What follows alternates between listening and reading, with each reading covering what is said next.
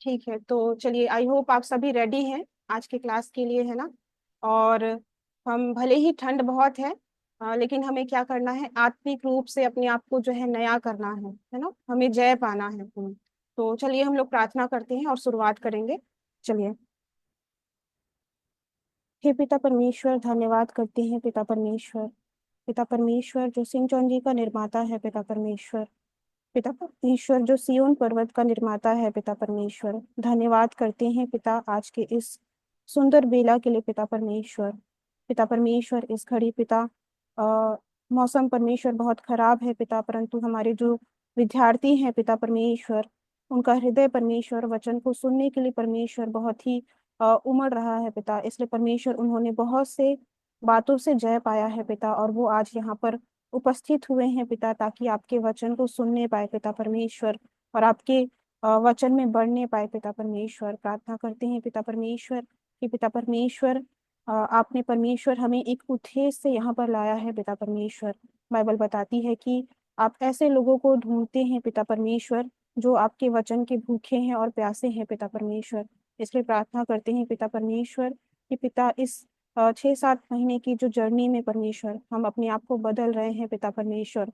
और पिता परमेश्वर हम अभी भी अपने आप को बदल रहे हैं पिता परमेश्वर। हम उस बीज से जन्म रहे हैं पिता परमेश्वर, ताकि हम उस बीज से जन्म करके पिता परमेश्वर आपके पवित्र राज्य सियोन में जाने पाए पिता परमेश्वर। इस समय पिता हम देखने वाले हों पिता कि इस समय क्या हो रहा है पिता परमेश्वर। इस समय हमारी आंखें पिता खुली हो पिता परमेश्वर, हमारे कान पिता परमेश्वर खुले हों पिता परमेश्वर, और हम सभी पिता सिर्फ और सिर्फ पिता परमेश्वर आपकी आवाज को ही सुनने पाए पिता परमेश्वर। क्योंकि पिता परमेश्वर अंत के समय पर बहुत से झूठे लोग भी परमेश्वर प्रकट होते हैं पिता। इसलिए परमेश्वर हम इस समय परमेश्वर, हम शैतान की बातों में से ना सुने पिता परमेश्वर, हम सिर्फ परमेश्वर आपके प्रकट वचन में से सुने पाए पिता परमेश्वर। और इस समय परमेश्वर हम हमारे हृदयों को परमेश्वर नया करने पाए पिता परमेश्वर। हमारा जो हृदय है पिता, उसको परमेश्वर आप बदलिए पिता। हम पूर्ण तरह से परमेश्वर नए रीति से जन्मने पाए पिता परमेश्वर। प्रार्थना करते हैं पिता परमेश्वर आज की इस सेशन के लिए परमेश्वर। आज की सेशन में परमेश्वर हम आपके आशीष को मांगते हैं पिता, आपके उपस्थिति को मांगते हैं पिता परमेश्वर, ताकि परमेश्वर सब कुछ परमेश्वर आपके अनुग्रह और आशीष से भरा हो पिता परमेश्वर, और सब कुछ परमेश्वर आपकी उपस्थिति में ही होने पाए पिता परमेश्वर।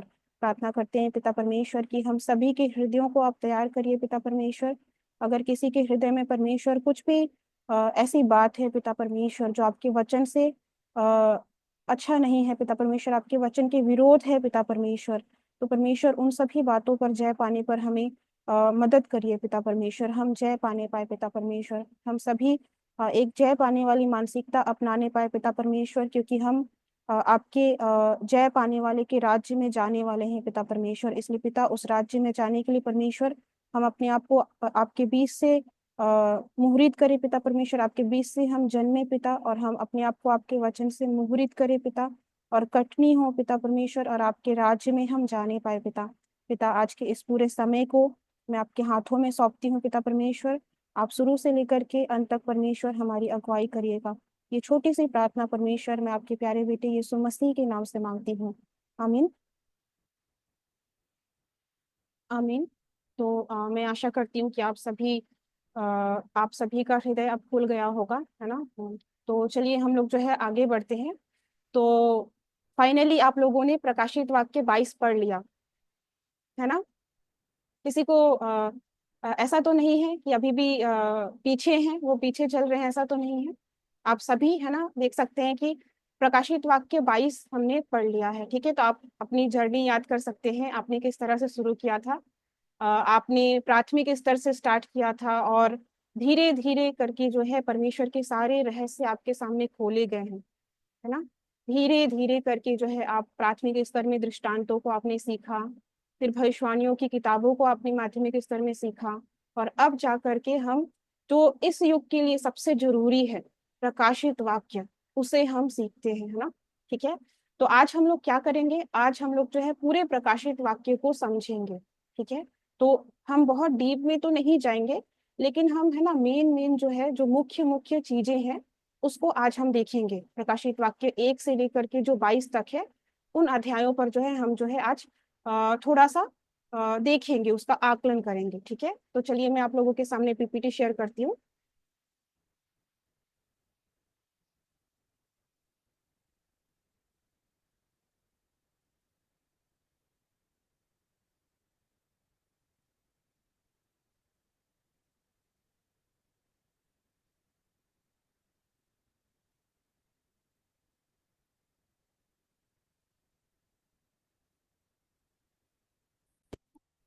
जैसा कि आज आपको पोस्टर प्राप्त हुआ होगा, है ना, आज का जो हमारा सेशन है वो खास सेशन है। खास इसीलिए क्योंकि आज हम पूरे चैप्टर्स को जो है रिवाइज करेंगे और देखेंगे कि परमेश्वर ने यहाँ हमें क्यों लाया। ठीक है, तो आगे बढ़ने से पहले मैं आप लोगों के लिए यहाँ पर एक वचन पढ़ूंगी। ठीक है, तो हम सभी चलते हैं भजन संहिता की किताब में। भजन संहिता की किताब, उसका 53वां अध्याय।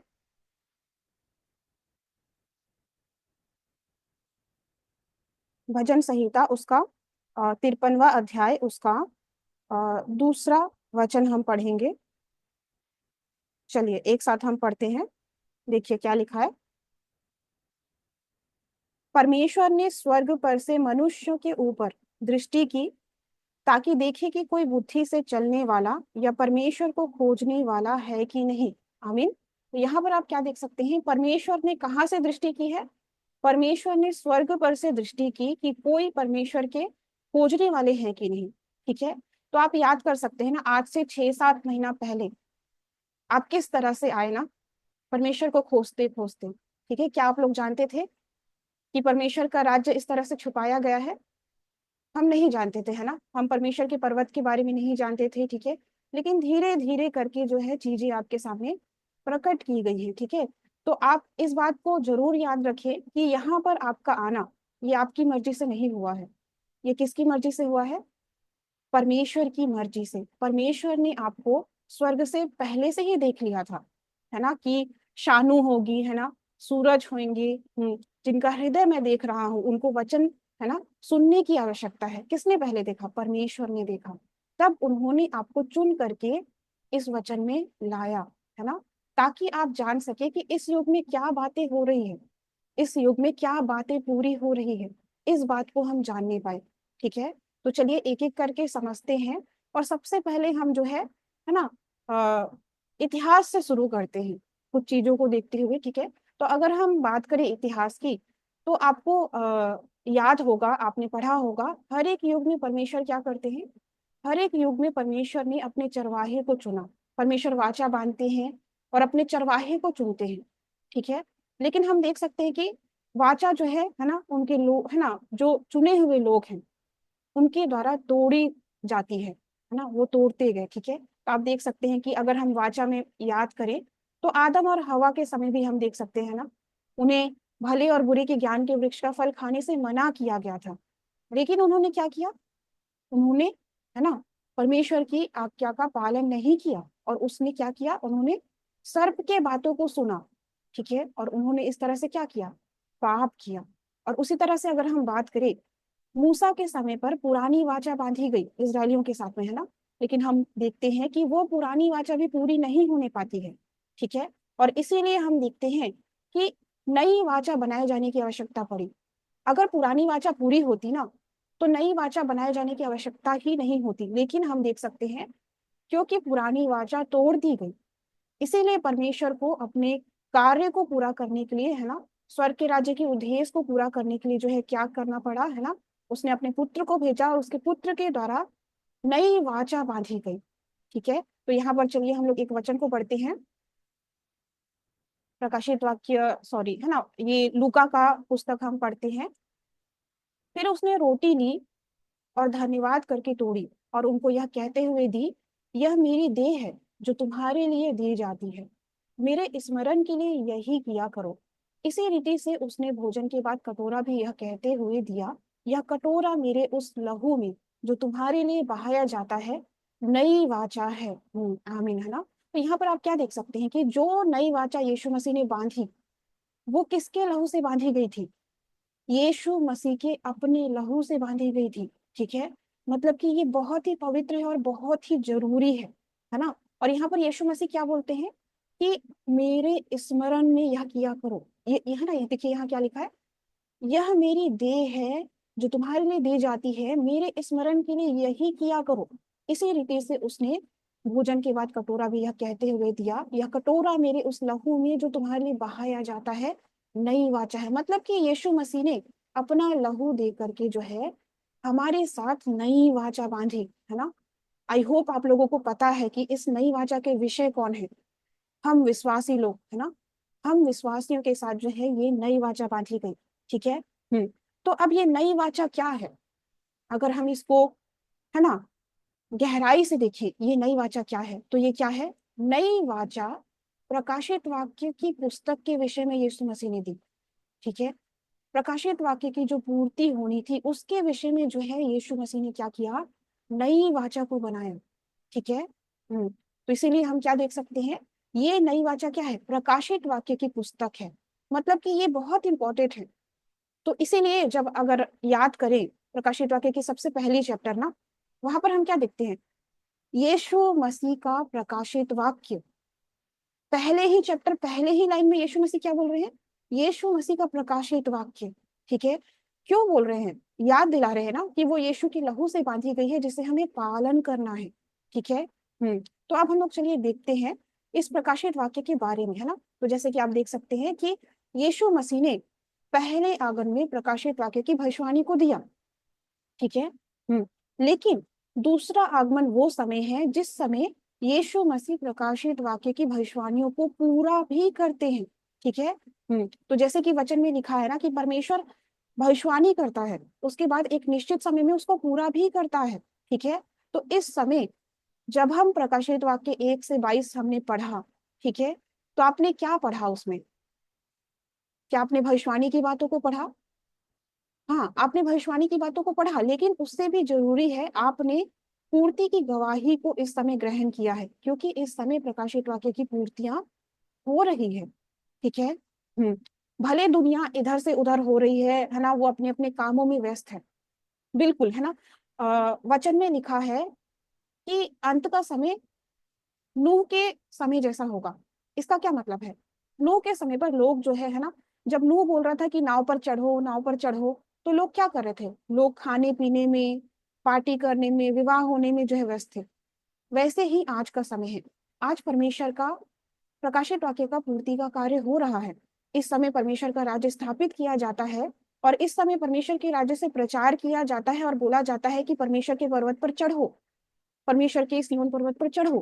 कितने लोग उसको सुन करके चढ़ते हैं, है ना, ये निर्भर करता है ना। तो ये बिल्कुल उसी समय के जैसा है, नूह के समय के जैसा है। और इस समय हमें क्या करना है, अगर हम परमेश्वर के पर्वत से उस गवाही के वचन को सुन रहे हैं, तो परमेश्वर के पर्वत पर हमें चढ़ने की आवश्यकता है, वहां जाने की आवश्यकता है, गवाही को सुन करके, ठीक है।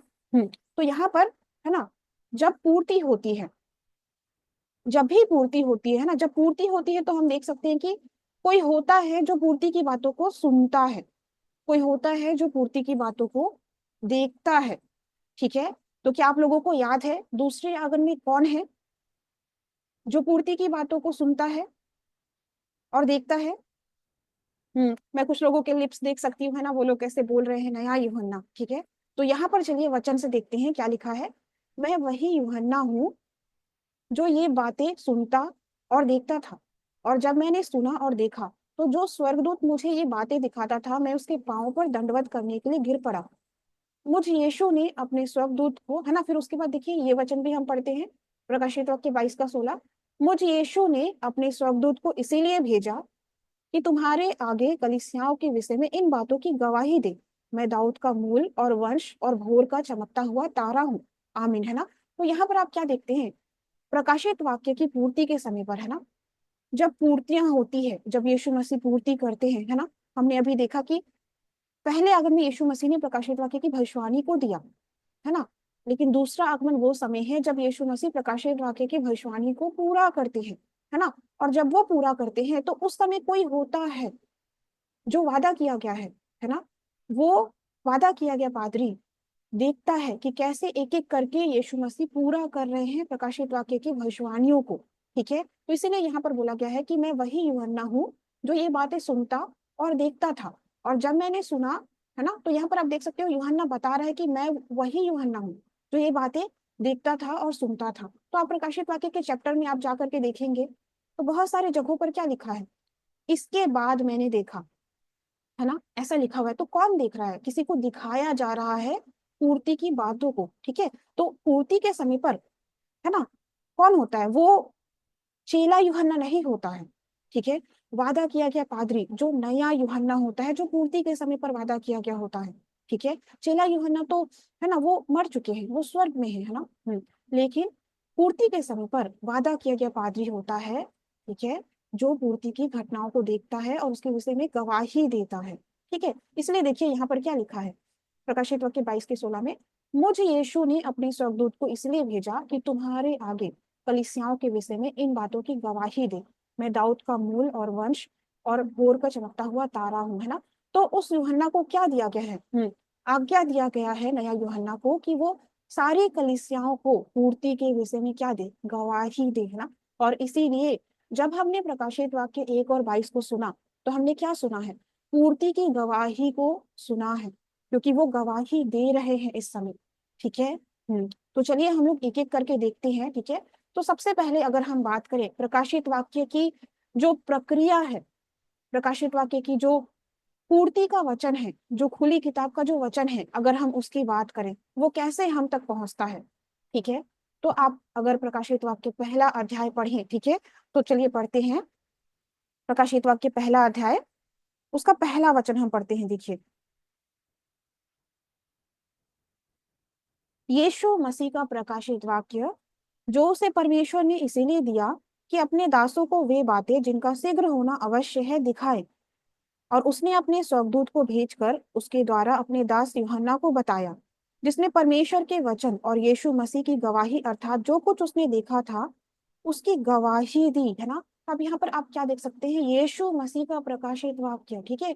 तो ये, है ना, प्रकाशित वाक्य हम देख सकते हैं सबसे पहले प्रकाशित वाक्य 5 में परमेश्वर के दाहिने हाथ में मुहर बंद की हुई है, 7 मुहरों से बंद है ना। और वो पुस्तक जो है हम देख सकते हैं किसे दिया जाता है, यीशु मसीह को दिया जाता है ना। और यीशु मसीह उस पुस्तक को प्राप्त करते हैं और वो एक एक करके प्रकाशित वाक्य 6 में खोलते हैं, प्रकाशित वाक्य 6 में वो खोलते हैं, है ना, और वो पूर्ति की घटनाएं होती है, ठीक है। और उसके बाद हम देखते हैं कि यीशु मसीह उस खुली हुई किताब को किसको देती है, एक स्वर्गदूत को देती है। और वो स्वर्गदूत जो है किसे देता है, प्रकाशित वाक्य 10 में उस जय पाने वाले को देता है।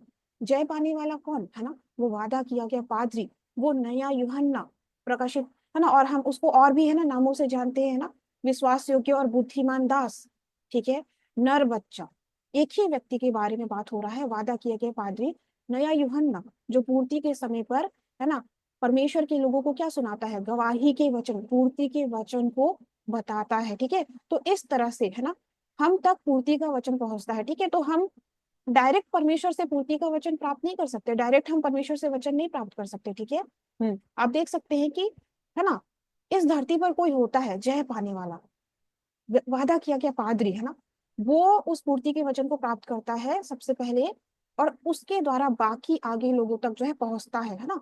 क्या लिखा है कि, है ना, उसको ये आज्ञा दी गई कि वो कलीसियाओं को गवाही दे इस विषय में। तो इस समय हम क्या सुनते हैं, इस समय हम गवाही के वचन को सुनते हैं, ठीक है। तो चलिए हम लोग देखते हैं एक एक करके, और हम प्रकाशित वाक्य 1 में चलते हैं। तो प्रकाशित वाक्य 1 के 16 से 17वां वचन हम यहाँ पर पढ़ते हैं, ठीक है। तो आप लोग स्क्रीन पे ये ड्राइंग नहीं करिए, ठीक है, कॉपी में ड्राइंग करिए, ठीक है, कॉपी में लिखिए, है ना, स्क्रीन पे ड्राइंग नहीं करिए। तो यहाँ पर प्रकाशित वाक्य 1 का 16 से 17 चलिए पढ़ते हैं। वह अपने दाहिने हाथ में 7 तारे लिए हुए था, और उसके मुख से तेज दोधारी तलवार निकलती थी, और उसका मुंह ऐसा प्रज्वलित था जैसा सूर्य कड़ी धूप के समय चमकता है। जब मैंने उसे देखा तो उसके पैरों पर मुर्दा सा गिर पड़ा, और उसने मुझ पर अपना दाहिना हाथ रखकर यह कहा, मत डर, मैं प्रथम और अंतिम हूँ, और जीवित भी मैं हूँ, ठीक है। तो यहाँ पर आप क्या देख सकते हैं, यहाँ पर आप देख सकते हैं कि यीशु मसीह का जब दूसरा आगमन होता है ना, उसके विषय में हम देखते हैं। अगर हम पहले आगमन की बात करें तो यीशु मसीह देह में आए थे, यीशु मसीह भौतिक शरीर में आए थे, ठीक है। लेकिन जब बात होती है प्रकाशित वाक्य यानी कि दूसरे आगमन के समय में, यीशु मसीह देह में नहीं आते हैं। यीशु मसीह कैसे आते हैं? आत्मिक रीति से आते हैं, वो आत्मा में आते हैं। ठीक है, इसलिए लिखा है ना कि, है ना, बादलों में आना। ठीक है, बादल का क्या मतलब होता है? आत्मा। ठीक है, आई होप आपको याद है। ठीक है, बादल का मतलब होता है आत्मा। ठीक है, मतलब कि यीशु मसीह दूसरे आगमन में कैसे आते हैं? आत्मा में आते हैं। ठीक है, और आप देख सकते हैं कि यीशु का आत्मिक स्वरूप कैसा है? बड़ा ही प्रज्वलित है। यहाँ पर देखिए, है ना, वो अपने हाथ में, दाहिने हाथ में 7 तारे लिए हुए हैं। ठीक है, ये 7 तारे कौन है ना, हम देख सकते हैं उन 7 दूतों के विषय में है। तो यीशु मसीह जब दूसरे आगमन में आते हैं, है ना, तो आत्मिक रीति से वो आते हैं। वो, है ना, आप देख सकते हैं कि उसके मुख में तेज दुधारी तलवार निकल रही है, और उसका मुंह जो है ऐसा प्रज्वलित है जैसे सूर्य कड़ी धूप के समय चमकता है। अद्भुत रूप है उसका, बहुत, है ना, उसमें अद्भुत चमक है उसमें। यीशु का आत्मिक रूप आप देख सकते हैं। ठीक है, और यीशु मसीह के दाहिने हाथ में क्या है? 7 तारे लिए हुआ है ना। ये 7 तारे क्या है? 7 दूत, है ना। तो ये दिखाता है कि यीशु मसीह जब दूसरे आगमन में आते हैं, तो सबसे पहले हम देख सकते हैं कि उन 7 दूतों के द्वारा कार्य को करना चालू करते हैं, मार्ग को बनाने का कार्य शुरू होना। ठीक है, वाचा के पादरी के आने से पहले मार्ग को तैयार करने का कार्य होता है ना।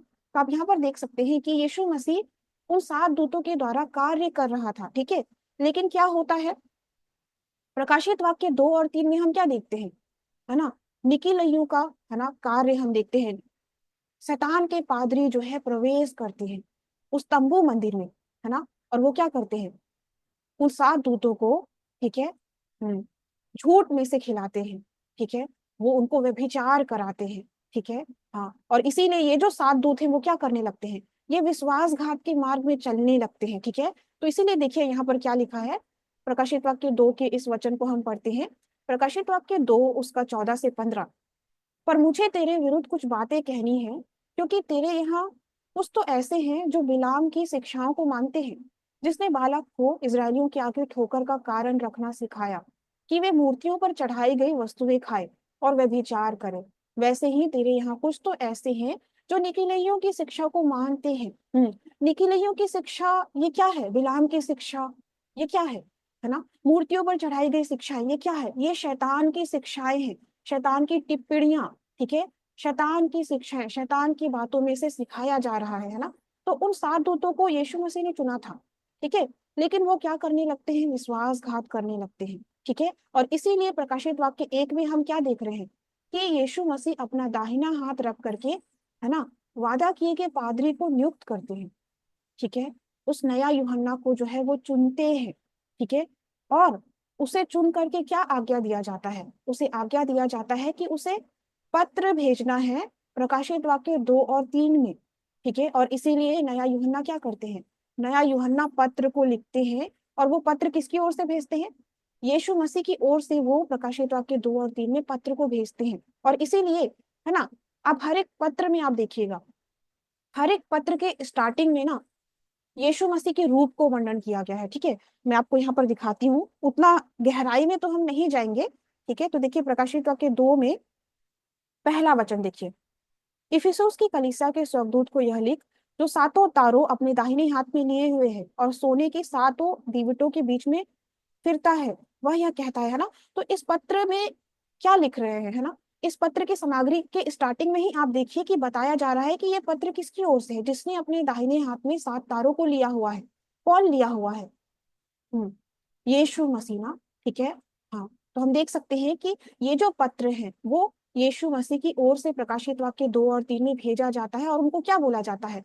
पश्चाताप करने के लिए, है ना, मन फिराने के बारे में उनको बोला जाता है ना। उनको बोला जाता है कि तुम अपना पहला सा प्रेम छोड़ दिए हो, है ना, तुमने यीशु की शिक्षाओं में से पहले ग्रहण किया है ना, लेकिन अब क्या कर रहे हो, शैतान की शिक्षाओं को खा रहे हो ना। तो मन फिराने को कहा जाता है। ठीक है, और क्या बोला जाता है कि जो भी जय पाएगा उसे क्या मिलेगा, प्रकाशित वाक्य 2 और 3 में वादा की गई आशीषों को वो प्राप्त करने पाएगा। ठीक है, तो इसीलिए उनको पत्र में बोला जाता है कि तुम मन फिराओ और जय पाओ। ठीक है, तो अब हम आगे बढ़ते हैं, और जब प्रकाशित वाक्य 2 और 3 हो जाता है, उसके बाद क्या हम देखते हैं, प्रकाशित वाक्य 4 को हम देखते हैं। प्रकाशित वाक्य 4 में हम क्या देखते हैं, स्वर्ग की संरचना को देखते हैं, परमेश्वर के सिंहासन को देखते हैं। ठीक है, कैसे परमेश्वर का सिंहासन है ना, मरकत सा मेघ धनुष है ना, उस सिंहासन पर परमेश्वर बैठा हुआ है। ठीक है, तो प्रकाशित वाक्य 4 में हम परमेश्वर की संरचना, परमेश्वर के सिंहासन को देखते हैं और स्वर्ग के राज्य की संरचना को देखते हैं। ठीक है, तो यहाँ पर हम प्रकाशित वाक्य 4 में हम क्या देखते हैं, जब यूहन्ना ने प्रकाशित वाक्य 2 और 3 में पत्र लिखा, उसके बाद उसको कहाँ बुलाया जाता है, स्वर्ग में बुलाया जाता है, आत्मिक स्वर्ग में। ठीक है, तो यूहन्ना है ना, पूर्ति के समय पर नया यूहन्ना जब वो आत्मिक स्वर्ग के राज्य में गए है ना, तो वो देह में नहीं गए। हमारा जो देह है वो स्वर्ग के राज्य में नहीं है ना, वो नहीं जा सकता। तो ये है ना, नया यूहन्ना कैसे गए, आत्मिक रीति से स्वर्ग के राज्य में गए। ठीक है, और उन्होंने वहां पर क्या देखा कि स्वर्ग की संरचना किस प्रकार से बनाई गई है, और कैसे वहां पर है ना, स्वर्गदूत जो है परमेश्वर के राज्य की पूर्ति के कार्य के लिए बिजली के जैसे कार्य कर रहे हैं। प्रकाशित वाक्य 4 में आप ये देखते हैं है ना, कि किस तरह से बिजली के जैसे स्वर्गदूत कार्य कर रहे हैं। ठीक है, और वहां पर नया यूहन्ना ने क्या सुना, तो प्रकाशित वाक्य 4 का 8 यहाँ पर पढ़ते हैं, देखिए। और चारों प्राणियों के 6 6 पंख है, और चारों ओर और भीतर आंखें ही आंखें हैं, और वे रात दिन बिना विश्राम लिए हुए यह कहते रहते हैं, पवित्र पवित्र पवित्र प्रभु परमेश्वर सशक्तिमान, जो था और जो है और जो आने वाला है। आमीन, है ना, क्या लिखा है ना, जो था और जो है और जो क्या है, आने वाला है ना। तो हम यहाँ पर क्या देख सकते हैं कि परमेश्वर जो आने वाला है वो बताया जाता है यहाँ पर नया यूहन्ना को, इसीलिए स्वर्ग का राज्य उसको यहाँ पर दिखाया गया। ठीक है, तो अब हम लोग जो है देखते हैं प्रकाशित वाक्य 5 के विषय में, हम यहाँ पर देखते हैं। ठीक है, तो यहाँ पर प्रकाशित वाक्य 5 में हम क्या देखते हैं, परमेश्वर के दाहिने हाथ में सबसे पहले मुहर बंद की हुई पुस्तक है। ठीक है, अभी थोड़ी देर पहले भी हमने इसको देखा है ना, परमेश्वर के दाहिने हाथ में मुहरबंद की हुई पुस्तक होती है। ठीक है, और वो मुहरबंद पुस्तक जो है किसे दी जाती है, यीशु मसीह को प्राप्त होती है ना। तो यहाँ पर एक वचन को पढ़ते हैं, प्रकाशित वाक्य 5 का 7 से 8। देखिए क्या लिखा है, उसने आकर उसके दाहिने हाथ से जो सिंहासन पर बैठा था वह पुस्तक ले ली। जब उसने पुस्तक ले ली तो वे चारों प्राणी और 24 प्राचीन उस मेमने के सामने गिर पड़े, और हर एक के हाथ में वीणा और धूप से भरे हुए सोने के कटोरे थे। ये तो पवित्र लोगों की प्रार्थनाएं हैं। तो आप यहाँ पर क्या देख सकते हैं, यहाँ पर है ना, मेमने ने है ना परमेश्वर के हाथ से जो है क्या ली, उस पुस्तक को ले ली है ना। ठीक है, और जब उसने उस पुस्तक को ले ली तो जो है ना चारों प्राणी है और जो 24 प्राचीन है ना, उसको क्या करते हैं है ना, वो उस है ना वो मेमने के सामने गिर पड़े है ना, और वो हम देख सकते हैं इस तरह से उसको महिमा करते हैं। ठीक है, तो हम देख सकते हैं कि परमेश्वर के दाहिने हाथ से जब यीशु मसीह ने उस पुस्तक को लिया, तो उसको वो प्रकाशित वाक्य 6 में एक एक करके जो है क्या करते हैं, खोलना प्रारंभ करते हैं। ठीक है, तो यहाँ पर प्रकाशित वाक्य 6 को हम देखते हैं।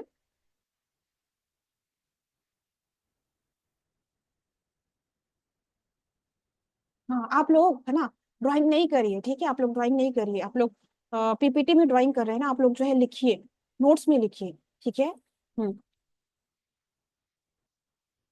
तो यहाँ पर हम देख सकते हैं प्रकाशित वाक्य 6 में यीशु मसीह क्या करते हैं, एक एक करके जो है प्रकाशित वाक्य 6 में है ना खोलना चालू करते हैं मुहरबंद पुस्तक को। ठीक है, तो देखिए, फिर मैंने देखा कि मेमने ने उन 7 मुहरों में से एक को खोला, और उन चारों प्राणियों में से एक का गर्जन के समान शब्द सुना आ, है ना। तो आप यहाँ पर क्या देख सकते हैं कि यीशु मसीह ने मुहरों को खोलना चालू किया, एक एक करके जो है वो है मुहरों को खोलना चालू करते हैं। ठीक है, और क्या होता है, पूर्ति होती है ना। यहाँ पर आप देख सकते हैं ना कि है ना घोड़े आते हैं अलग अलग रंग के, है ना।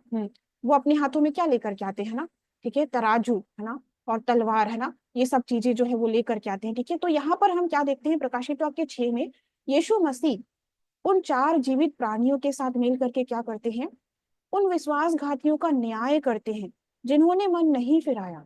अब उनका यहाँ पर क्या हो रहा है, न्याय का कार्य हो रहा है। ठीक है, तो इसलिए देखिए प्रकाशित वाक्य 6 के 12 में हम देखते हैं कि उन विश्वासघातियों का पूरी तरह से अंत हो जाता है। ठीक है, तो चलिए हम देखते हैं प्रकाशित वाक्य 6 के 12 में चलते हैं। तो देखिए क्या लिखा है, जब उसने छठवीं मुहर खोली तो मैंने देखा कि एक बड़ा भूकंप हुआ, और सूर्य कंबल के समान काला और पूरा चंद्रमा लहू के समान हो गया, और आकाश के तारे ऐसे है ना पृथ्वी पर ऐसे गिर पड़े जैसे बड़े आंधी से हिलकर अंजीर के पेड़ में से कच्चे फल झड़ते हैं।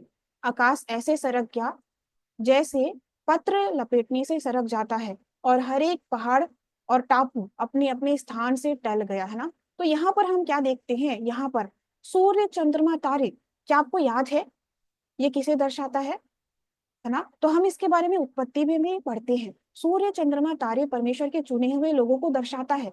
यहाँ पर बोला जा रहा है ना कि सूर्य कंबल के समान काला हो गया, चंद्रमा लहू के समान जो है ना हो गया, और आकाश के तारे पृथ्वी पर गिर गए, है ना। तो आप यहाँ पर देख सकते हैं कि सूर्य चंद्रमा तारों का काला पड़ जाना, ये क्या दर्शाता है, अब उनके पास परमेश्वर की रोशनी नहीं रही, परमेश्वर की रोशनी अब उनके पास से चली गई है ना।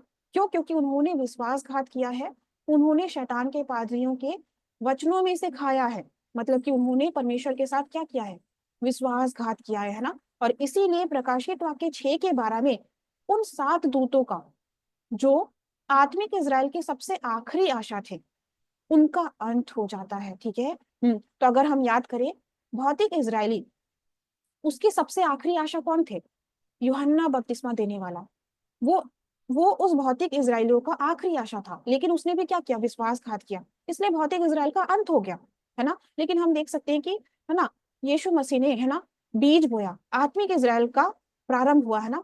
लेकिन उसकी भी जो है आखिरी आशा कौन थे, ये 7 दूत, और उनका भी जो है हम यहाँ पर क्या देखते हैं, अंत हो जाता है, क्योंकि उन्होंने परमेश्वर की आज्ञा पर वो नहीं बने रहे, उन्होंने क्या किया, विश्वासघात किया। इसीलिए प्रकाशित वाक्य 6 में हम क्या देखते हैं, आत्मिक इजराइल का अंत हो जाता है ना। और क्या होता है, जो पहला आकाश और पहली पृथ्वी है वो जाती रही, ठीक है।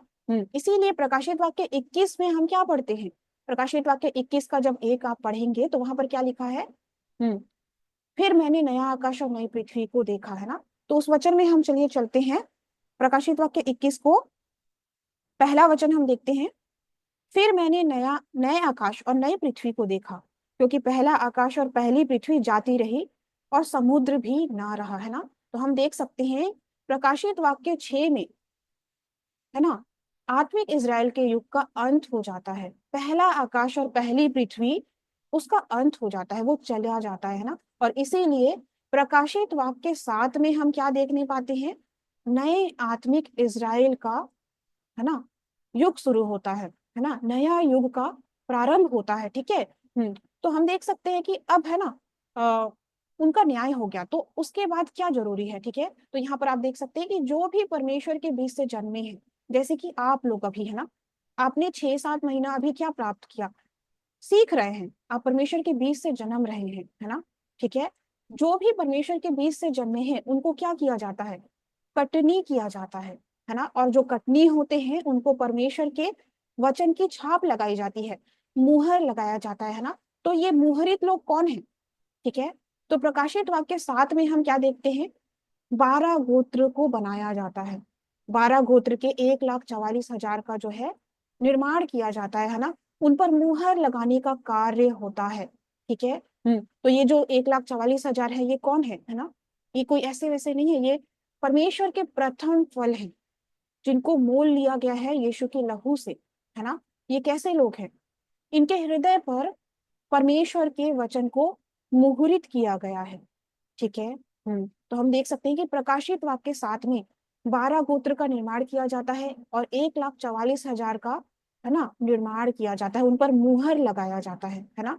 और इस प्रकार हम क्या देखते हैं, एक युग का अंत होता है और नए युग की शुरुआत होती है, नया आत्मिक इज़राइल, यानी कि नया आकाश और नई पृथ्वी का जो है शुरुआत होता है, मतलब कि सेंट जॉन जी यीशु की कलीसिया परमेश्वर के राज्य की, है ना, कार्य की शुरुआत होने पाती है, ठीक है। तो इस तरह से हम देख सकते हैं, ठीक है। तो जब आप मत्ती 13 उसका 39 भी पढ़ेंगे ना, तो वहां पर भी जो है इसके बारे में लिखा हुआ है ना, वहां पर लिखा है कि उन दिनों के कलेश के बाद, है ना, क्या होता है, यीशु मसीह आते हैं और अपने स्वर्गदूतों के द्वारा जो है ना, इस ओर से, है ना, सारे जगह से जो है, इस ओर से उस ओर से, है ना, यीशु मसीह अपने लोगों को इकट्ठा करते हैं, ठीक है। प्रकाशित वाक्य 13, सॉरी, मत्ती 13 के 39 में आप इसे पढ़ते हैं, ठीक है। और उसके बाद अगर हम देखें प्रकाशित वाक्य 7 में, तो प्रकाशित वाक्य 7 में जब 1,44,000 का निर्माण हो जाता है, उसके बाद क्या होता है, प्रकाशित वाक्य 7 के 9 में आप देखेंगे कि, है ना, बड़ी भीड़ के निर्माण का कार्य होता है ना, एक महाकलेश का, है ना, वादा हम देखते हैं प्रकाशित वाक्य 7 में, है ना। महाक्लेश होता है, ठीक है। और उसके बाद जो है उसमें से बड़ी भीड़ निकल करके आती है ना, तो ये महाक्लेश किससे संबंधित है ना। ठीक है, हम देख सकते हैं कुछ दिन पहले हमने देखा था है ना कि कोरोना वायरस हमने देखा था है ना, ठीक है। उससे बड़ा कलेश और क्या ना, ठीक है। तो हम देख सकते हैं कि महाकलेश की भी जो है पूर्ति होती है ना, और उसमें से जो है हम क्या हो, हाँ, हम देखते हैं बड़ी भीड़ निकल करके आती है, बड़ी भीड़ है ना, जिन्होंने अपने आप को परमेश्वर के वचन से साफ किया है, धोया है ना। तो अब हम आगे बढ़ते हैं। उसके बाद हम क्या देखते हैं, प्रकाशित वाक्य 8 और 9 में हम क्या देखते हैं, तुरहियों के कार्य को देखते हैं है ना। तो जो प्रकाशित वाक्य 2 और 3 में जो 7 दूत थे है ना, जब उनको पत्र भेजा गया तो क्या उन्होंने मन फिराया, उन्होंने मन नहीं फिराया, ठीक है। हाँ, और इसीलिए प्रकाशित वाक्य 6 में उनको क्या कर दिया गया, उनका न्याय होता है और उनको बाहर फेंक दिया जाता है, ठीक है। और इसीलिए प्रकाशित वाक्य 8 और 9 में शैतान के पादरियों के द्वारा जो है उनको क्या किया जाता है, उनको मारा जाता है, उनकी आत्मा जो है धीरे धीरे करके मरती है वहां पर है ना। तो इस तरह से हम प्रकाशित वाक्य 8 और 9 के कार्य को भी देखते हैं, ठीक है। अब हम लोग देखते हैं प्रकाशित वाक्य 10 के विषय में है ना। तो प्रकाशित वाक्य 10 में हम क्या देखते हैं, एक स्वर्गदूत है ना, जो क्या लेकर के आता है, खुली हुई पुस्तक लेकर के आता है ना। तो यहाँ पर जो है एक वचन को हम पढ़ते हैं प्रकाशित वाक्य 10 में, चलिए प्रकाशित वाक्य 10 उसका पहला वचन है ना। तो देखिए क्या लिखा है, फिर मैंने एक और शक्तिशाली स्वर्गदूत को बादल ओढ़े हुए स्वर्ग से उतरते देखा, और उसके सिर पर मेघ धनुष था, और उसका मुंह सूर्य के समान और उसके पांव आग के खंभे के समान थे, और उसके हाथ में एक छोटी सी खुली हुई पुस्तक थी। उसने अपना दाहिना पांव समुद्र पर और बायां पृथ्वी पर रखा। तो यहाँ पर आप क्या देख सकते हैं, यहाँ पर आप देख सकते हैं कि एक स्वर्गदूत क्या लेकर के आया है, खुली हुई पुस्तक लेकर के आया है ना, ठीक है। है ना। और आप देख सकते हैं कि वो खुली हुई पुस्तक किसे दी जाती है, नया यूहन्ना को दिया जाता है, प्रकाशित वाक्य 10 के 8 में, ठीक है। तो यहाँ पर प्रकाशित वाक्य 10 का 8 भी हम पढ़ते हैं, देखिए, जिस शब्द करने वाले को मैंने स्वर्ग से बोलते सुना था वह फिर मेरे साथ बातें करने लगा, जा, जो स्वर्गदूत समुद्र और पृथ्वी पर खड़ा है उसके हाथ में की खुली हुई पुस्तक ले ले। और मैंने स्वर्गदूत के पास जाकर कहा, यह छोटी पुस्तक मुझे दे, और उसने मुझसे कहा, ले इसे खा ले, यह तेरा पेट कड़वा तो करेगी पर तेरे मुंह में मधु जैसी मीठी लगेगी। अतः मैं वह छोटी पुस्तक उस स्वर्गदूत के हाथ से लेकर खा गया। वह मेरे मुंह में मधु जैसी मीठी तो लगी, पर जब मैं उसे खा गया तो मेरा पेट कड़वा हो गया। तब मुझसे यह कहा गया, तुझे बहुत से लोगों, जातियों, भाषाओं और राजाओं के विषय में फिर भविष्यवाणी करनी होगी।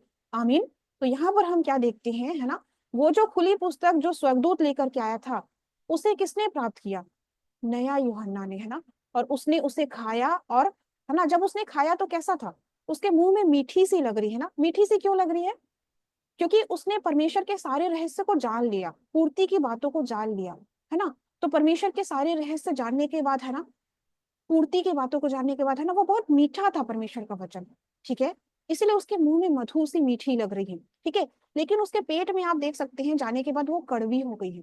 इसका क्या मतलब है, मतलब कि है ना, अब उसे खाने के बाद लोगों को प्रचार कार्य भी करना है, उस पूर्ति को बताने के लिए उसको लोगों तक जो है उसका प्रचार भी करना है ना।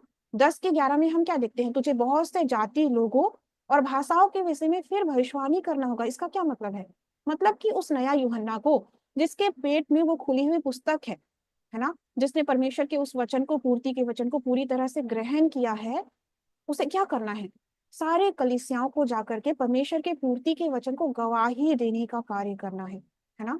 तो इस समय आप लोग क्या कर रहे हैं, इस समय आप लोग जो है वो पूर्ति की गवाही का वचन सुन रहे हैं, है ना। हम्म। तो जब आप पूर्ति के वचन को सुन रहे हैं तो आपके हृदय कैसे हैं, जांचिए है ना। इस समय प्रकाशित वाक्य 1 से 22 तक हमने पढ़ लिया है ना। लेकिन उसके बाद भी अगर हम अभी भी है ना समुद्र की शिक्षाओं में मन लगाते हैं, शैतान की बातों को ढूंढते हैं, शैतान की झूठी बातों में है ना फिरते रहते हैं है ना। हम्म। तो हमारा हश्र भी ना आदम और हवा के जैसे ही होगा। उन्होंने क्या किया था? उनको मना किया गया था भले और बुरे के ज्ञान के वृक्ष का फल नहीं खाना। भले और बुरे के ज्ञान के वृक्ष का फल नहीं खाना मतलब कि परमेश्वर के पूर्ति के वचन को छोड़ करके कहीं और देखना ही नहीं है। परमेश्वर की पूर्ति का कार्य तो यहाँ हो रहा है ना, प्रकाशित वाक्य में, फिर हमें कहीं और ढूंढने की क्या जरूरत है ना। तो इस समय है ना, यहाँ पर भी जब आप उपस्थित है तो कैसे हृदय से उपस्थित है बहुत मायने रखता है ना। क्या हम लोग सो रहे हैं यहाँ पर? क्या हमें दिन भर सोने को टाइम नहीं मिला? है ना, है ना। रात को तो हम सोएंगे ही, है ना। तो यहाँ पर जागते हुए बैठिए, इस समय सच में परमेश्वर का कार्य पूरा हो रहा है ना। तो हमें जागना है, ठीक है। अपने आप को आत्मिक रीति से भी जगाना है, भौतिक रीति से भी हमें जागने की जरूरत है ना। सोते नहीं रहना है, ठीक है। जो व्यक्ति भौतिक रीति से ही सो रहा है वो आत्मिक रीति से कैसे जागेगा, आप मुझे बताइए। भौतिक रीति से भी है ना सो ही, आत्मिक रीति से भी सो रहा है। जागने की जरूरत है हमें, ठीक है। तो चलिए फिर हम आगे बढ़ते हैं। फिर प्रकाशित वाक्य 11 के विषय में चलिए हम लोग देखते हैं, है ना। तो प्रकाशित वाक्य 11 है ना, जब हम इसे देखते हैं तो जैसे ही प्रकाशित वाक्य 10 में यूहन्ना ने खुली हुई पुस्तक को प्राप्त किया, प्रकाशित वाक्य 11 में उसको क्या दिया जाता है? एक सरकंडा, ठीक है। एक सरकंडा, एक सहायक उसे जो है दिया जाता है, ठीक है। और यहाँ पर हम देख सकते हैं, है ना, दोनों मिल करके जो है ना क्या करते हैं? गवाही का जो है कार्य करते हैं प्रकाशित वाक्य 11 में, ठीक है। और प्रकाशित वाक्य 11 में हम एक और खास बात देखते हैं, वो क्या है? सातवीं तुरही का फूका जाना, ठीक है। तो यहाँ पर हम जो है प्रकाशित वाक्य 11 का 15 पढ़ते हैं, चलिए। प्रकाशित वाक्य 11 उसका 15वां वचन देखिए क्या लिखा है। जब सातवें स्वर्गदूत ने तुरही फूकी तो स्वर्ग में इस विषय के बड़े बड़े शब्द होने लगे, जगत का राज्य हमारे प्रभु का और उसका मसीह का हो गया, और वह युगानुयुग राज्य करेगा, है ना। तो आप यहाँ पर देख सकते हैं कि सातवीं तुरही जब फूकी जाती है तो एक अद्भुत कार्य हो रहा है, ठीक है। जगत का राज्य परमेश्वर का होने जा रहा है, इसका क्या मतलब है? जगत में कौन राज्य करता है? लोगों को लगता है कि परमेश्वर है ना। लेकिन आप देखिए, 6000 साल से परमेश्वर वापस आने के लिए कार्य कर रहा है। जब उत्पत्ति के दौरान हम देखते हैं इतिहास में पाप हुआ, तो परमेश्वर ना इस जगत से चला जाता है। उस समय से परमेश्वर वापस आने के लिए कार्य कर रहा है, ठीक है। और हम इस जगत में किसके राज्य को देखते हैं? शैतान जो है अपना कार्य करता है, लोगों को भरमाता है, और इसीलिए इस जगत में हम क्या देखते हैं? पाप है, मृत्यु है, ठीक है। बहुत सारे कार्य शैतान के हम इस जगत में देखते हैं, ठीक है, जिसका अंत होना बहुत ही जरूरी है, ठीक है। तो वो अंत कब होगा? आप देख सकते हैं कि जब सातवीं तुरही फूकी जा रही है तो क्या हो रहा है? जगत का राज्य परमेश्वर का बनने जा रहा है, ठीक है। और अगर आप प्रकाशित सॉरी कुरिन्थियों पढ़ेंगे, पहला कुरिन्थियों जब आप पढ़ेंगे ना, उसका 15वां अध्याय, उसका 51 जब आप पढ़ेंगे तो वहां पर बताया गया है कि सातवीं तुरही के फूके जाने से मृत्यु पर जय पाया जाता है। कितनी बड़ी विजय है, आप समझ रहे हैं? बहुत बड़ी विजय है। आप आसपास देखिए, अभी अभी थोड़ी देर पहले मैंने कोरोना का जिक्र किया ना, कितने लोग उस समय चले गए ना। मृत्यु क्यों हो रहा है? क्योंकि शैतान की मौजूदगी है। और परमेश्वर का वापस लौटना जरूरी है। जब परमेश्वर इस जगत से जुड़ जाएगा तो जीवन का स्रोत इस जगत से जुड़ेगा, है ना।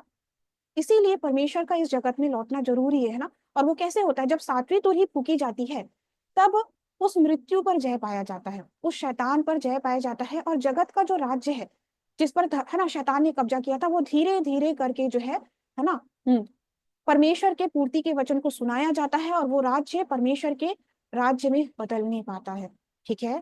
तो इसीलिए आप देख सकते हैं, है ना, प्रकाशित वाक्य 22 के 8 में, है ना, क्या लिखा है? मैं वही यूहन्ना हूँ जो ये बातें सुनता और देखता था, और जब मैंने सुना और देखा तो जो स्वर्गदूत मुझे ये बातें दिखाता था, मैं उसके पांव पर दंडवत करने के लिए गिर पड़ा, ठीक है। तो इस समय हम क्या सुन रहे हैं? सातवीं तुरही की आवाज को सुन रहे हैं, ठीक है। पूर्ति की बातों को सुन रहे हैं, किसके द्वारा? नया यूहन्ना के द्वारा, क्योंकि किसी ने जय पाया है, ठीक है। आप लोग जब बैठे हैं ना, अपने घरों पर बैठे हैं, मैं भी जब बैठी हूँ तो घर पे बैठ के ले रही हूँ, है ना। इतने अच्छे से हम अपने घर पर बैठे हैं, है ना, कंबल के अंदर, है ना, टोपी लगा करके अच्छे से हम अपने आप को सुरक्षित रूप से बैठे हुए हैं, है ना, ठीक है। लेकिन मैं आपको बता दूं, जिस गवाही को आप सुन रहे हैं ना, उस गवाही को देने के लिए बहुत कुछ हुआ है। वादे के पादरी के ऊपर बहुत सताव हुआ है, परमेश्वर के राज्य के ऊपर बहुत सताव हुआ है ना। इसके पहले शहीदों के बारे में भी अगर हम पढ़े पहले अगर में ना, यीशु मसीह को, है ना, देखिए, क्रूस पर उनको है ना चढ़ा दिया गया, चेलों को जो है ना किस तरह से सताव किया गया। आज वादे के पादरी के ऊपर भी जो है बहुत सताव किया गया है ना, और अभी भी होता है। तो इस समय जब हम पूर्ति की बातों को हम सुन रहे हैं, जो गवाही दिया जा रहा है, तो क्या हम इस समय सोए, क्लास में बैठ करके हम सोए? क्या ये शोभा देता है परमेश्वर को? क्या इसीलिए परमेश्वर 6000 साल से कार्य कर रहा है कि जब मैं बताऊंगा पूर्ति की बातों को, जब मैं अपने बच्चों को चुन करके लाऊंगा पूर्ति को सुनाने के लिए, तो क्या वो सोने के लिए हमें बुलाए हैं? मैंने शुरुआत में प्रकाशित वाक्य सॉरी भजन संहिता 53 पढ़ा था। भजन संहिता 53 के 2 में मैंने आपको बताया कि परमेश्वर ने आपको चुना है ताकि आप परमेश्वर की इच्छा को समझने पाए और इस समय पूर्ति की बातों को समझने पाए, ठीक है, और वचन से आप पुष्टि करने पाए कि इस समय क्या हो रहा है, पूर्ति हो रहा है इस समय, है ना। तो इस समय आपको क्या करना है, उस पूर्ति को ग्रहण करना है, ठीक है। ये नहीं कि एक कान से सुन रहे हैं फिर सो रहे हैं, है ना, और भूल जा रहे हैं, ऐसा नहीं करना है। परमेश्वर को ये शोभा नहीं देता। परमेश्वर के बच्चों को स्वर्गीय रूप में उपस्थित होना है, ठीक है। तो अब हम आगे बढ़ते हैं। उसके बाद हम क्या देखते हैं, प्रकाशित वाक्य 12 के विषय में हम देखते हैं। प्रकाशित वाक्य 12 है ना, ये वो समय है जिसमें हम देखते हैं कि जो नर बच्चा है, जो वादा किया गया पादरी है वो, और जो शेष बीज है, शेष बीज कौन है ना, जो कुछ लोग उस तंबू के मंदिर में जिन्होंने शैतान के वचनों को ग्रहण नहीं किया, सात दूतों ने तो ग्रहण कर लिया शैतान के पादरियों में से वचन, है ना, लेकिन वहां पर नया यूहन्ना होते हैं और उसके भाई होते हैं, कुछ शेष बीज रहते हैं जिन्होंने परमेश्वर के वचन को थामा रखा अंत तक, और इसीलिए परमेश्वर उनके द्वारा नया राज्य शुरू करता है, ठीक है। तो देखिए वो लोग यहाँ पर प्रकाशित वाक्य 12 में क्या प्राप्त करते हैं, जय प्राप्त करते हैं, ठीक है। तो देखिए क्या लिखा है, अजगर के समूह, है ना, वो लोग क्या प्राप्त करते हैं यहाँ, अजगर के समूह से लड़ते हैं। वो 7 सिर है ना, जो 7 सिर के बारे में आपने पढ़ा था, 7 सिर और 10 सिंग वाला पशु निकले है ना, उनसे ये नया यूहन्ना और उसके भाई जयवंत होते हैं, जय प्राप्त करते हैं, ठीक है।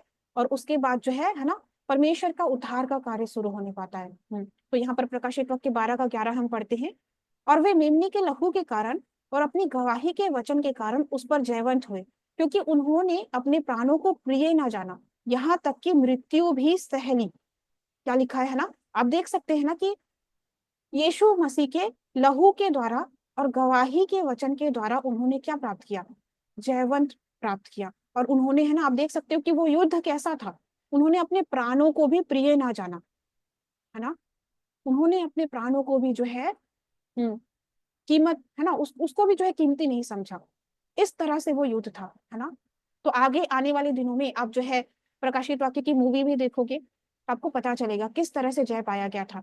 वादे के पादरी और जो शेष बीज होते हैं, उन्होंने किस तरह से प्रचार किया और उन पर किस तरह से सताव भी हुआ, उनको मारने का भी कोशिश किया गया, ठीक है। इसीलिए यहाँ पर जब हम सुन रहे हैं तो हल्की मानसिकता से ना बैठे, क्योंकि हर एक का न्याय होगा। चाहे मैं दे रही हूँ वचन, है ना, देने वाले का भी, चाहे आप सुन रहे हैं उनका भी न्याय होगा उसी पुस्तक से जिसको हम सुन रहे हैं, है ना। तब उस समय हम नहीं बोल सकते कि मैंने नहीं सुना था, मैं सो रहा था, है ना। बुद्धिमान कुंवारी बनना है हमें, ठीक है। तो फिर उसके बाद हम क्या देखते हैं, ठीक है, तो जब वो जय पाते हैं, ठीक है, उसके बाद क्या होता है, वो प्रकाशित वाक्य 15 में हम उनको देखते हैं, कांच के समुद्र के सामने वो खड़े होते हैं। क्यों? क्योंकि वो जय पाए हैं, ठीक है। कांच का समुद्र किसको दिखाता है, परमेश्वर के प्रकट वचन को बताता है, ठीक है। और नया यूहन्ना और जो शेष बीज है ना, जब वो कांच के समुद्र पर वहां पर खड़े होते हैं, वो जयवंत होते हैं, है ना, पशु पर जयवंत होते हैं, ठीक है। उसके बाद क्या होता है, प्रकाशित वाक्य 15 के 5 में आप देखिए, इसके बाद मैंने देखा कि स्वर्ग में साक्षी के तंबू का मंदिर खोला गया। क्या खोला गया, साक्षी के तंबू का मंदिर, एक ऐसा जगह जहां से साक्षी बहता है, ठीक है, गवाही बहता है ना। ये क्या है, ये परमेश्वर की कलीसिया के बारे में ही बात हो रहा है। सिंचोंजे यीशु की कलीसिया, साक्षी के तंबू का मंदिर। तो आप वहां से क्या प्राप्त कर रहे हैं, साक्षी, जो बातें हुई है वो प्राप्त कर रहे हैं पूर्ति के समय पर, है ना। तो इसलिए ना आपको धन्यवादित होना चाहिए। बहुत से लोग, है ना, नहीं जानते हैं इस समय की क्या पूर्ति हो रही है ना, लेकिन परमेश्वर ने आपको चुना है, तो आपको उसको ग्रहण करना है और परमेश्वर के वचन को, है ना, दीन हृदय से स्वीकार करना है, ठीक है। तो यहाँ पर आप देख सकते हैं, ठीक है। और उसके बाद क्या होता है, प्रकाशित वाक्य 15 में हम देख सकते हैं कि साक्षी के तंबू का मंदिर खोला जाता है ना। और जो प्रकाशित वाक्य 12 में जय पाते हैं, जो प्रकाशित वाक्य 15 में साक्षी के तंबू के मंदिर में है, वो नया यूहन्ना और जय पाने वाला है ना। जो जय पाते हैं वो प्रकाशित वाक्य 16 में क्या बनते हैं, परमेश्वर के प्रकोप के कटोरे बन जाते हैं, ठीक है ना। और इसीलिए प्रकाशित वाक्य 16 में हम एक एक करके क्या देखते हैं, वो कटोरे उंडेले जाते हैं, और एक एक करके जो है, जो विश्वासघाती है और विनाशी, दोनों का उस अध्याय में क्या किया जाता है, न्याय किया जाता है, दंड का कार्य होता है, ठीक है।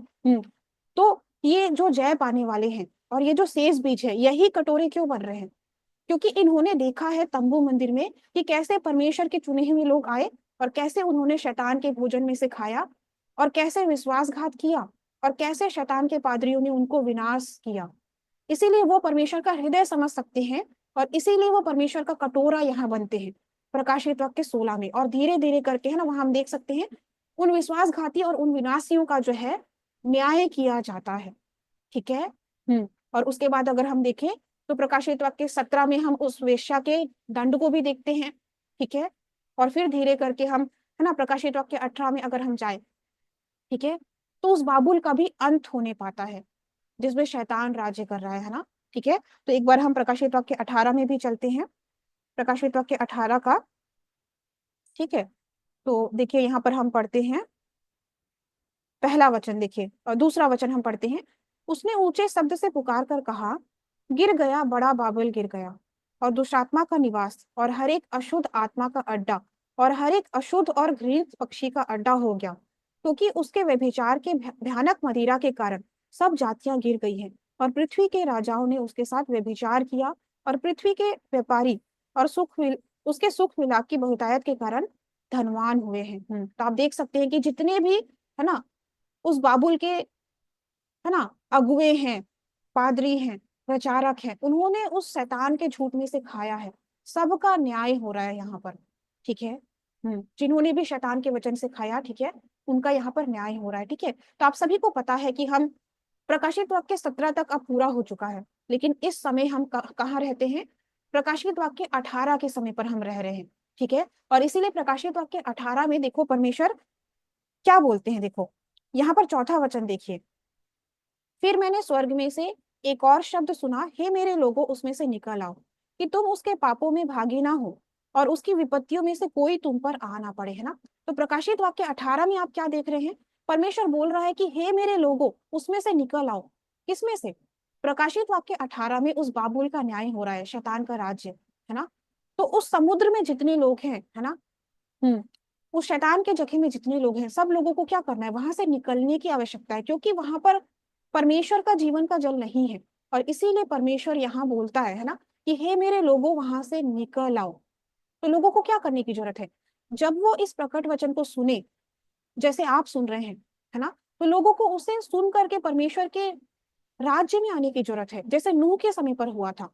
नूह के समय पर नूह ने बहुत प्रचार किया ना, कि आओ है ना नाव में चढ़ो, ठीक है, लेकिन क्या लोग आए, सिर्फ नूह और उसका परिवार बचाया गया था।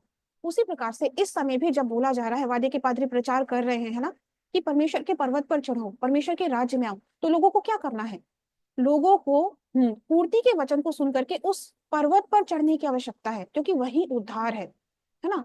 आप सोचिए कि मनुष्य का क्या सोच, है ना, क्या सोच मतलब कि मनुष्य सोच सकता है कि नहीं मुझे नहीं करना चाहिए, ठीक है, लेकिन अंत में तो परमेश्वर का ही पूर्ति होगा, परमेश्वर के वचन की ही पूर्ति होगी। हम अपने मन में बहुत कुछ सोच सकते हैं ना, कि ऐसा हो, है ना, मेरे ख्याल से ऐसा होना चाहिए, मेरे विचार से ऐसा होना चाहिए, लेकिन अंत में परमेश्वर के वचन के अनुसार ही पूरा होगा। नूह के समय भी ऐसा ही हुआ था, ठीक है। तो आज भी जितने लोग परमेश्वर की पूर्ति के वचन के घटनाओं को है ना सुन करके आते हैं, गवाही को सुन करके आते हैं, वही परमेश्वर के राज्य में उद्धार पाने पाते हैं, ठीक है। हाँ, और इसीलिए इस समय हमें क्या करना है, हमें गवाही को सुन करके परमेश्वर के राज में चढ़ने की जरूरत है, उस पर्वत पे, ठीक है। और यहाँ पर देखिए इस वचन को हम पढ़ते हैं, ठीक है। तो जैसे कि आपको पता होगा, इस क्रम के बारे में हमने पहले पढ़ा था, विश्वासघात, विनाश और उद्धार, ठीक है। ये क्या है, ये पूर्ति की प्रक्रिया है। जब पूर्ति होती है तो प्राथमिक स्तर से आपको समझाया गया था कि इसी क्रम में प्रक्रिया है ना, इसी क्रम में पूर्ति की प्रक्रिया होती है। ठीक है, तो देखिए क्या कहता है वचन, किसी रीति से किसी के धोखे में ना आना, क्योंकि वह दिन ना आएगा जब तक विद्रोह नहीं होता और वह अधर्मी पुरुष अर्थात विनाश का पुत्र प्रकट ना हो। ठीक है, मतलब कि जब तक विश्वासघात नहीं होता है, जब तक विनाश नहीं होता है, तब तक उद्धार का कार्य नहीं होता है ना। तो इस समय अगर हम उद्धार के बातों को सुन रहे हैं, है ना, उद्धार के जगह के बारे में अगर हम सुन रहे हैं, परमेश्वर के पर्वत के विषय में अगर हम सुन रहे हैं, इसका क्या मतलब है, विश्वासघात हो चुका है, विनाश कर दिया गया है, तभी हम उद्धार की गवाही सुन रहे हैं। ठीक है, हाँ, तो इसीलिए हम देख सकते हैं कि पूर्ति के समय पर, है ना, कोई भी अगर बोलेगा, है ना, कि यहाँ उद्धार हो रहा है, यहाँ उद्धार हो रहा है ना, तो हमें शैतान की बातों पे नहीं आना है, हमें वचन से पुष्टि करने की जरूरत है। ठीक है, कि क्या ये वचन के अनुसार विश्वासघात और विनाश और उद्धार की प्रक्रिया के अनुसार हो रहा है। ठीक है, क्योंकि विश्वासघात होगा, विनाश होगा, तभी उद्धार प्रकट होता है। ठीक है, तो इस समय हमें क्या करने की आवश्यकता है, इस समय हम प्रकाशित वाक्य 21 में हम क्या देखते हैं, देखिए क्या लिखा है, फिर मैंने नए आकाश और नई पृथ्वी को देखा, क्योंकि पहला आकाश और पहली पृथ्वी जाती रही थी और समुद्र भी ना रहा। ठीक है, तो यहाँ पर हम क्या देख सकते हैं, नया आकाश और नई पृथ्वी। ठीक है, पहला आकाश और पहली पृथ्वी का अंत हो गया और परमेश्वर का नया आकाश और नई पृथ्वी बनाया जाता है, जो अनंत का राज्य है, वो सिय्योन पर्वत, सिमचोंजी यीशु की कलीसिया। ठीक है, जो परमेश्वर का राज्य है। ठीक है, अगर आप प्रकाशित वाक्य 21 पढ़ेंगे तो वहां पर आप देखेंगे कि वही राज्य है जहां पर परमेश्वर परमेश्वर का आत्मिक राज्य उतरता है ना। वहां पर वचन में आप देखोगे ना कि पवित्र नगरी, है ना, नया यरूशलेम, स्वर्ग, है ना, वो आत्मिक स्वर्ग से कहाँ उतरता है, उस नया आकाश और नई पृथ्वी पर उतरता है। मतलब कि ये वही राज्य है सिय्योन पर्वत, जहां परमेश्वर का आत्मिक राज्य उतरता है। ठीक है, तो इसी के विषय में यीशु मसीह ने प्रभु प्रार्थना में वादा किया था, आपको याद होगा। ठीक है, बहुत लोग से मैं पूछती हूँ हमेशा जब मैं मिलती हूँ ना प्रभु प्रार्थना के विषय में, प्रभु प्रार्थना में क्या लिखा है, वहां पर बोला था ना यीशु मसीह ने, तेरा राज आए, तेरी इच्छा जैसे स्वर्ग में पूरी होती है वैसे इस पृथ्वी पर भी पूरी हो। इसका क्या मतलब था, उसी पूर्ति को हम प्रकाशित वाक्य 21 के 1 से 4 में देख रहे हैं। परमेश्वर का राज्य इस धरती पर बनाया जाता है, सिय्योन पर्वत, सिमचोंजी यीशु की कलीसिया, और उसी राज्य में परमेश्वर का आत्मिक स्वर्ग का राज्य, पवित्र नगर यरूशलेम उतरता है, मतलब कि परमेश्वर उतरते हैं। और इसीलिए प्रकाशित वाक्य 21 के 4 में क्या लिखा है, मनुष्य का डेरा, मनुष्य, है ना, परमेश्वर का डेरा मनुष्य के बीच में आता है, और सारा जो मृत्यु है, जो दुख है, जो कलेश है, परमेश्वर के आने से चला जाता है ना।